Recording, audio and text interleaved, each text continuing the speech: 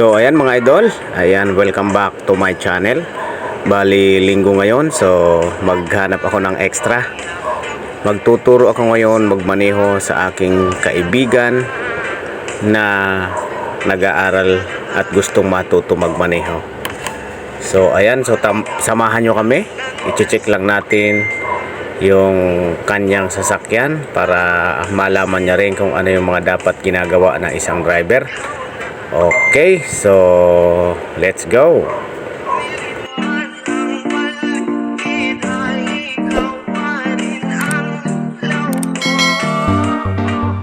I-open na natin. Ito yung aking piloto. So ayan, ang una nating i-check yung tubig ng radiator. Kung meron pa ba? Meron pa. So puno pa. And syempre, yung langis ng makina. Ayan, napapansin nyo yung dilaw na yan. Yan yung langis. Ayan. Labas mo daw dito yung dulo. Ito yung dulo nung ano. So, wala ka bang pumanas dyan? Papupunasan lang natin ha. Wait lang. So, ayan mga idol. Bali, on the go na kami. Nagda-drive na yung aking gwapong estudyante. Ayan.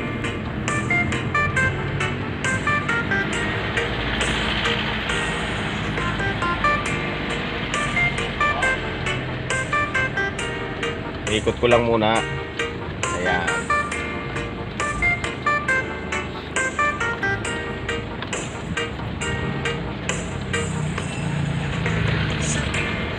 Tapos ang sunod dito, lalabas kami ng pinaka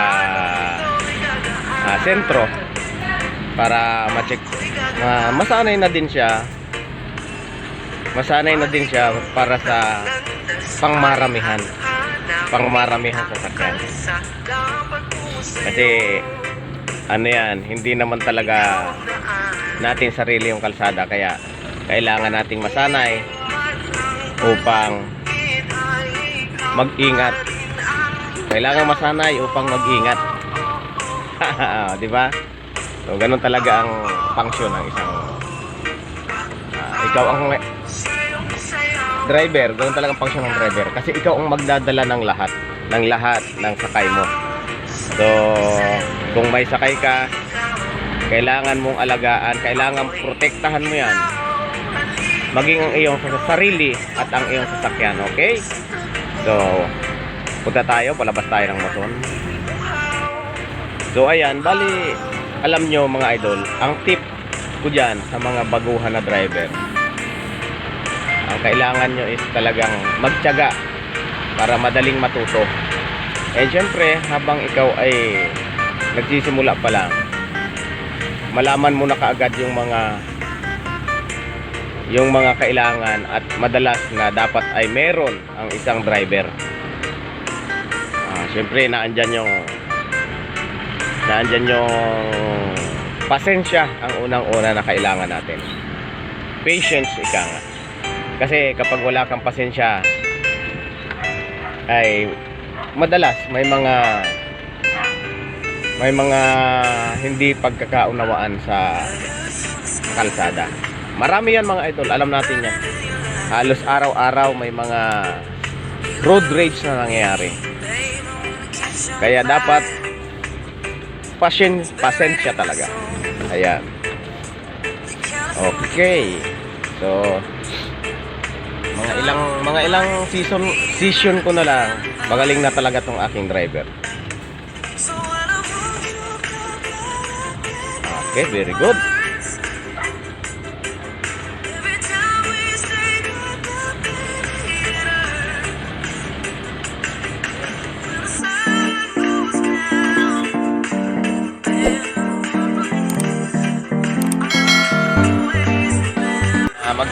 Nag-seatbelt kami.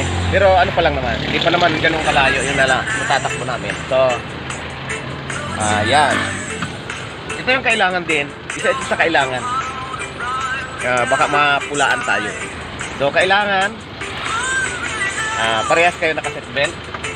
Lalong-lalo dito sa driver side at passenger side. Ayan, naka-seatbelt tayo lagi. Okay? Kasi nga, ang ginagawa natin is pagtuturo ng tamang pagmamaneho. Okay. So ayan, ano na tayo? Approaching, ano ba ito? Papunta tayo ng Marilao.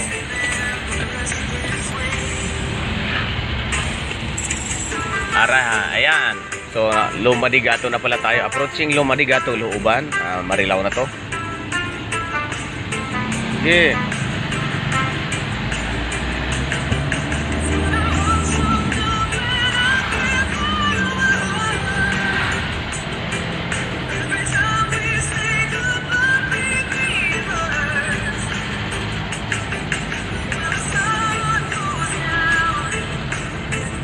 So, pababayaan ko lang siya dumiskarte kung ano yung gagawin niya. Pagka alanganin lang tayo mag-ano. So, ito mga idol, yung way na ano, na dinaanan namin, ito yung daan ng ano, mga shortcut. Kasi may part na ano, na matraffic doon sa lugar namin, sa Muson. Sige, tuloy mo. Ito yung ano, kung ayaw mong dumaan sa heavy traffic sa Muson, dito ka na dumaan. Kaya nga lang medyo masikip tong kalsada nito. Ayos mo yung ano.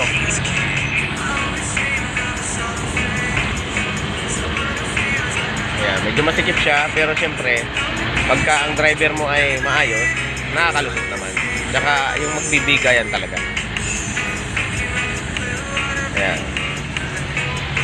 Ayan, kurbada yan ha. Pakaliwa. And alanganing ano yan.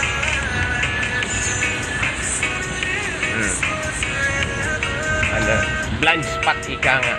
Blind spot. Pag sinabing blind spot, di mo nakikita yung nasa yung kaharap mo, yung kasalubong mo.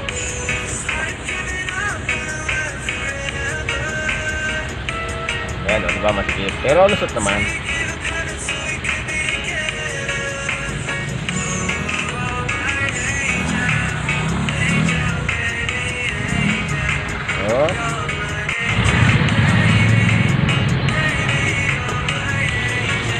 Sa pagmamaneho mga idol, ano lang yan, relax ka lang dapat. And syempre, kung alam mo na lahat ng ano, ng status ng gear, maging relax ka na lang kasi alam mo na yon. So, hindi ka na mapipressure. So, naiintindihan ko naman na pagka bago ka, may pressure talaga yan. Di nawawala yung pressure sa sarili kapag bago ka pa lang.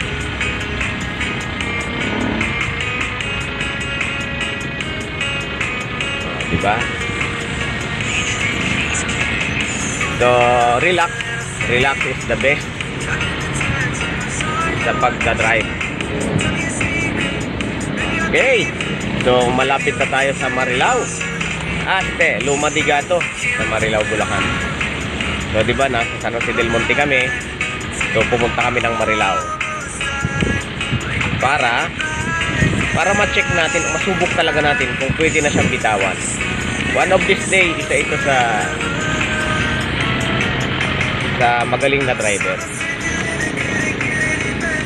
Okay. Lumadigato. Sige. Sige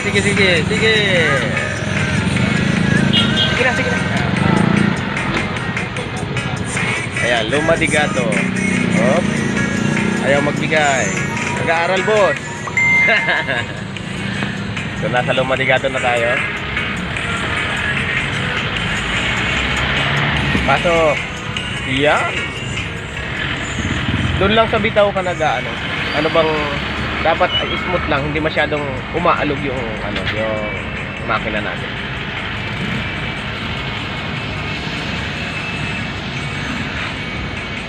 Sige, pasok. Pasok ka ng gear.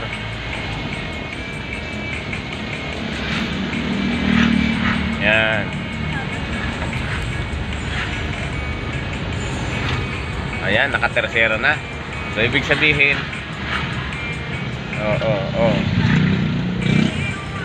ibig sabihin, pagka nagte-tercero na, marunong na talaga. Marunong na siya. Ayan. Balik. Okay, go. So dito ko matitest kung talagang ano na siya sa mga traffic na. Sa traffic, papasok kami ng traffic eh. Traffic portion. Okay, so keep on watching.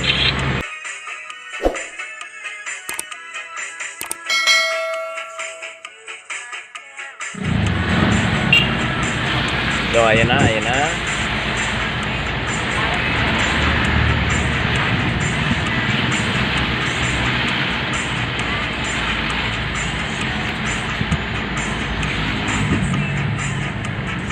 Diba, mahaba-haba na yung tatakbo namin. So, pwede na tong bitawan.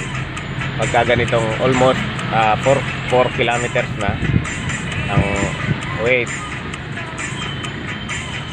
Oh, madagil mo to ha. Ayan pa. Sige, pasok. Ayan.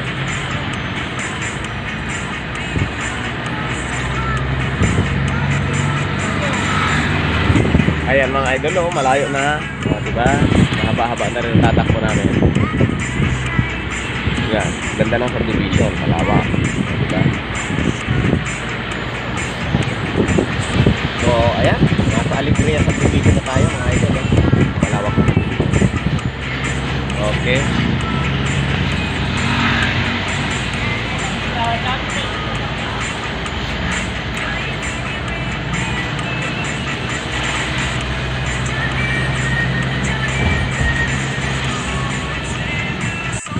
So ayan, alam nyo ba mga idol na ang isa sa nakakapag-pressure sa sa isang nag-aaral magmaneho, yung nagtuturo. Oo. Yun mismong nagtuturo ang nagbibigay ng pressure doon sa nag-aaral. Alam nyo ba na isa yun sa motivation para matuto talaga yung nag-aaral. Kasi kung wala siyang pressure na mararamdaman sa'yo, malamang matagal-tagal ka bago matuto. Sige, sige, pasok.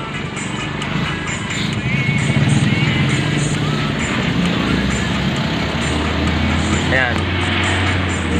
Lahat naman ng driver, ano yan eh, dumaan sa ganitong proseso. Yung ano mo ha, yung pag change gear mo nag-uuga.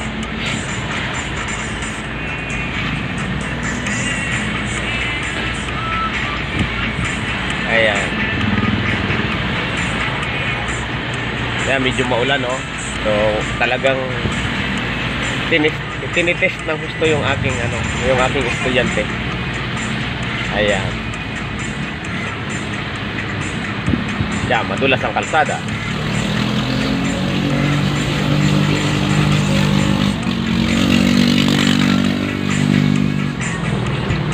Kung sa motor, ang motor kasi maliit lang. Ayan, ito na yung traffic na sinasabi ko. Ayan o, may traffic na.